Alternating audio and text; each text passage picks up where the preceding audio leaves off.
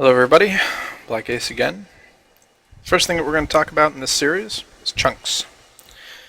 As many of you might know, chunks are actually what make up the world.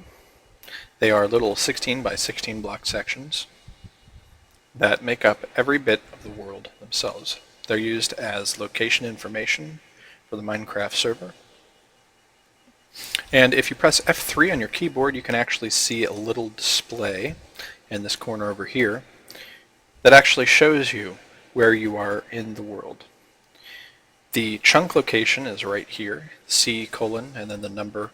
The parentheses are actually your location within the chunk. The same thing for the Z, C colon, and then number, and then the parentheses for your location within the chunk. If you are using a modded client with Forge, and you have the Not Enough Items mod loaded, you can actually press F9 on your keyboard to bring up the display for where the individual chunk boundaries are. This is really handy. If you press it again, you can also see the green squares here, which actually bring it down to the block level. Pressing it a third time gets rid of them completely. Now, what we're going to be doing is talking about how chunks are used to actually process everything that happens in the game. A lot of people don't actually understand this, but chunks are actually the primary component in processing updates for anything that happens in Minecraft. They are processed based on their location within a chunk. So anytime an entity needs to find a new location, or a machine needs to figure out whether or not it needs to process an update, those are actually selected before the tick even starts. Now, some of you might know what the tick is, but just in case, I'm going to explain it anyway.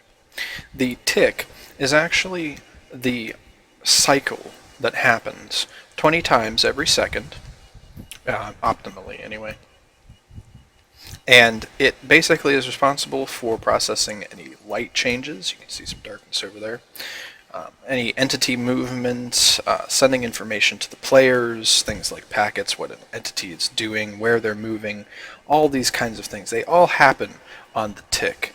Now there's supposed to be 20 ticks per second, and the reason I say there's supposed to be is because if there's too much happening on the server, what happens is the Minecraft server actually tries to compensate for the longer processing time by lowering its TPS. Therefore, effectively, it slows itself down so that it can compensate for having to process more information going on at any one time. Now, because all of these things are processed based on their chunks, if one chunk processes faster, or slower rather, than another chunk, that's basically what the server uses as a baseline to say, okay, I need to slow the entire server down because these chunks are taking too long to process. Now, that's a really, really simplified version of it, because a chunk itself actually needs to be really overloaded in order to cause a significant amount of lag on the server. Now, obviously, everything contributes to the processing time that a server can go through, but that reaches a certain threshold where if the chunks in the server are taking too long to process, that it can't keep up with its 20 ticks per second standard, so to speak. And what it'll do is it'll slow down and go down to 14 TPS or 10 TPS, or in extreme cases it can go down to 2 TPS or 3 TPS. And that's when we experience lag as players. The common misconception is to think that lag is the direct result of bad interactions with blocks or things like that, but the real reason why lag happens is nothing more than the server actually trying to compensate for having more to do and not enough time to do it in. So it slows down all of the processes that are happening on the server so that it has more time in order to do them. And that is reflected in our ticks per second, which I just brought up over here in this window, which is our chat window. The current TPS for this server is 15.58. Now that means that there are 15.58 ticks happening every second, which is actually 5 less than there should be. This is probably because we're loading over 1,700 chunks, 67,000 tile entities, and 16,000 entities. But it can also be to do with there being too much happening in certain specific chunks. Now, what you can do as a player is basically pretty simple. All you need to do is spread out. A lot of people seem to think, and this is a really common misconception I've encountered over the years, that the amount of chunks that are being loaded is directly responsible for lag. Now, loading a whole bunch of chunks, not a good thing, but when you compare that to stuffing a whole bunch of things into one single chunk, it's actually pretty insignificant. Hello, spider. The amount of chunks that are being loaded and how much is going on in them are both very important to whether or not lag is going to manifest itself on the server in the form of TPS going down. So what you can do as a player is basically twofold. The first thing is simple: spread out. Now, that might sound pretty simple, but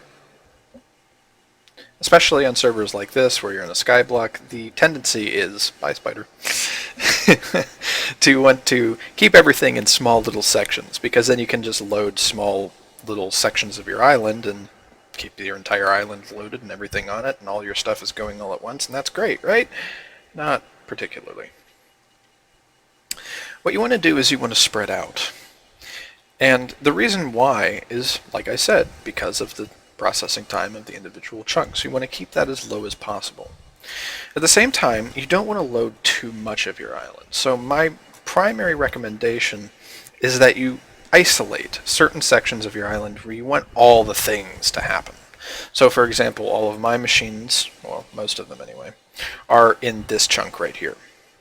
Some of them are also in this chunk. So if I wanted to keep all of my machines loaded, minus my lasers over there of course, I would just have to load this chunk and this chunk.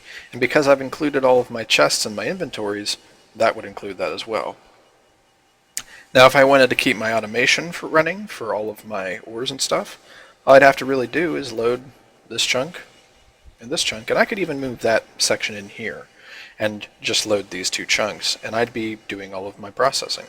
Now I'd have to move some of this stuff in a little bit and isolate it to only two chunks, and that's all doable, but I haven't particularly gotten to the point where I really want to completely automate all of the processing and keep it loaded at all times. Besides that, I spend so much time on the server anyway that I'm already loading my island quite a bit.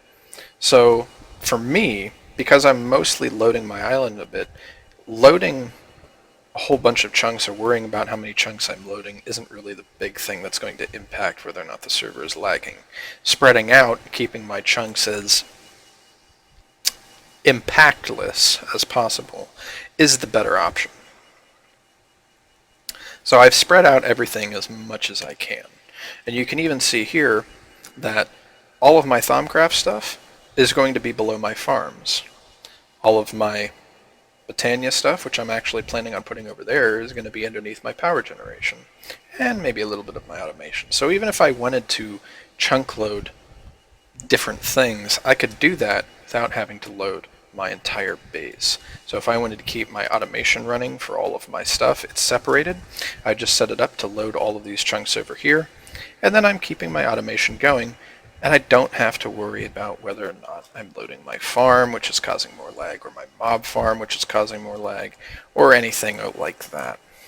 So separating your stuff into different chunks can be very helpful in deciding what you want to load and what's important to you at any particular moment without having to load your entire base.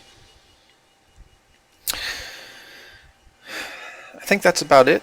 It's the only things that I can think of at the moment for chunks, loading, things like that. The next video is probably going to go on to discuss entities and how they come into this global scale of what causes lag and things like that, because they're their own separate beast, so to speak. I hope I see you in the next video. See you later.